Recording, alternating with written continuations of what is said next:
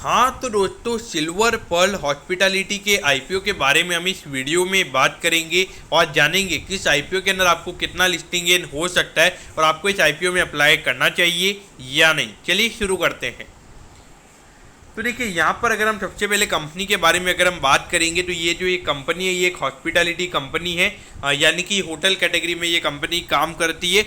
और बेसिकली अगर हम देखेंगे जो मिड प्राइस होटल्स होते हैं वो ये कंपनी बनाने का काम करती है, यानी कि जो 5 स्टार होटल्स होती है ये वो सेगमेंट में ये कंपनी काम नहीं करती है। जो नॉर्मली जो मिड स्केल वाले एरियाज होते हैं वहाँ पे ये कंपनी काम करती है।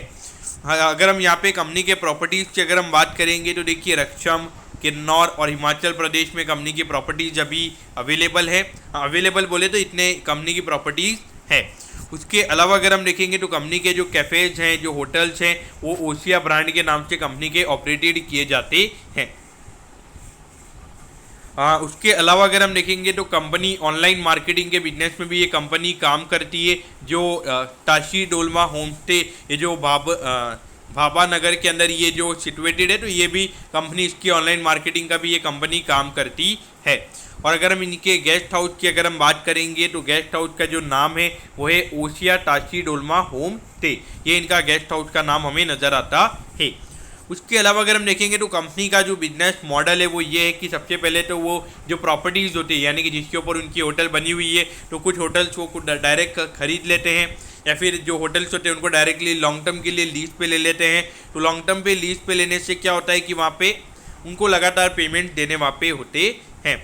उस पॉइंट ऑफ व्यू से अगर हम देखेंगे तो ये जो होटल का बिजनेस है यहाँ पे काफ़ी ज़्यादा कैपिटल लगता है, क्योंकि एक सबसे पहला जो एक्सपेंस लगता है वो यही है कि आपको प्रॉपर्टीज़ खरीदनी होती है। अगर आप लॉन्ग टर्म लीज के लिए ले रहे हो तो वहाँ पर भी आपको पेमेंट देने होते हैं, उसमें से देखा जाए तो। और इसके अलावा अगर आप देखोगे पूरा सीजनल बेसिस का ये बिजनेस होता है, यानी कि अगर दिवाली और क्रिसमस हॉलीडेज है तो वहाँ पर आपका बिजनेस काफ़ी अच्छा हो जाता है, लेकिन उसके बाद फिर वापस से वर्किंग डेज चालू हो जाते हैं, नॉर्मल हॉलीडेज नहीं रहते, वहाँ पर इनके बिजनेस काफ़ी कम हो जाता है। और बिजनेस कम होने की वजह से इनकी जो ऑपरेटिंग कॉस्ट होती है वो काफ़ी ज़्यादा रहती है और वहाँ पे ये कंपनी फिर लॉस में आ जाती है।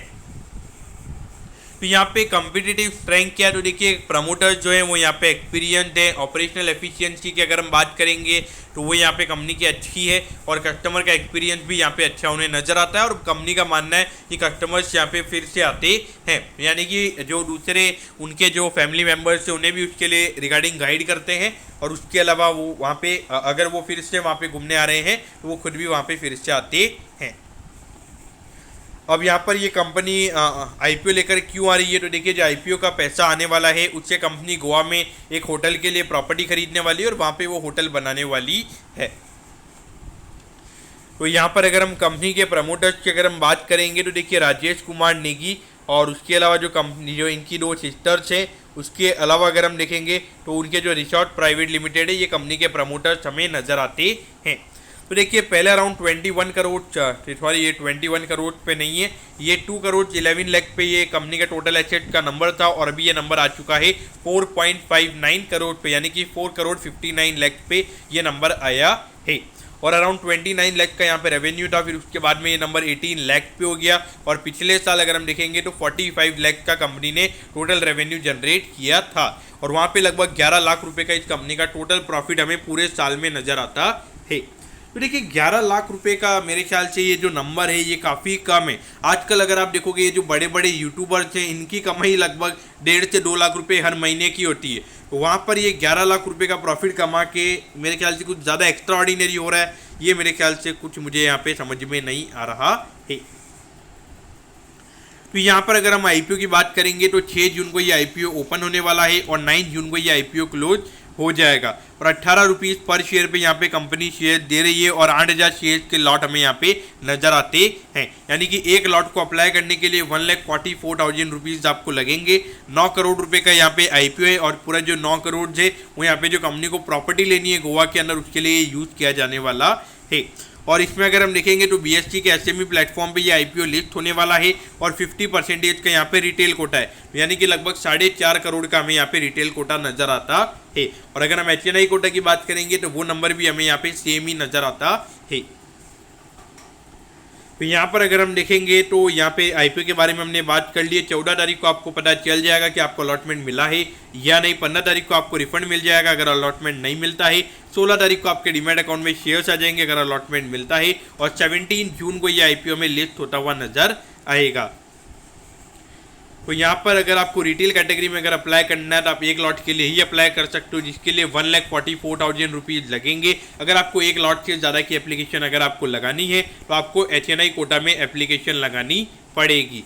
तो यहाँ पर एट द एंड आपको इस आईपीओ में अप्लाई करना चाहिए या नहीं। तो देखिए मेरे ख्याल से अगर आप देखोगे तो इस कंपनी में कुछ इतना अच्छा नज़र नहीं आता है। इसके अलावा अगर आप देखोगे इंडियन होटल, जो कि टाटा ग्रुप की एक कंपनी है, होटल कंपनी है, तो वहाँ पर भी अगर आप देखोगे तो कंसिस्टेंट प्रॉफिटेबिलिटी वो कंपनी भी नहीं दिखा पाई है। तो ये जो बिजनेस है यहाँ पे काफ़ी ज़्यादा अनसर्टिनिटीज हो जाती है। और यहाँ पर अगर आप देखोगे तो डेफिनेटली आपने खुद ने देखा होगा कि आप क्या साल में हर टाइम थोड़ी ना घूमने जाओगे। जब आपके पास हॉलीडेज अवेलेबल होंगे तो तभी इनका मेन ज़्यादा बिजनेस होता है, लेकिन उसके अलावा बैड बिजनेस के टाइम पे काफ़ी ज़्यादा इश्यूज रह जाते हैं। तो मेरे ख्याल से एक छोटी सी कंपनी है तो इतना बड़ा कंपिटिटिव ये मार्केट है, तो वहाँ पे मेरे ख्याल से प्रॉब्लम्स आने वाले टाइम पे रहेंगी। तो उस पॉइंट ऑफ व्यू से शॉर्ट टर्म के लिए अगर यहाँ पे listing and point of view से अगर हम बात करेंगे तो अराउंड 20 से 25 टाइम्स तक अगर ये आईपीओ सब्सक्राइब होता है तो आपने अप्लाई करना चाहिए। बाकी long term point of view से तो मेरे ख्याल से टोटली अवॉइड करना ही सही रहेगा। तो दोस्तों मैं होप करता हूँ कि आपको सिल्वर पर्ल हॉस्पिटैलिटी के आईपीओ के बारे में सब कुछ पता चल गया होगा। अगर आपकी कोई भी क्वेरीज है आप कमेंट कीजिए, मैं ज़रूर आपके कमेंट पर रिप्लाई करूँगा। ओके दोस्तों, thank you, have a nice day.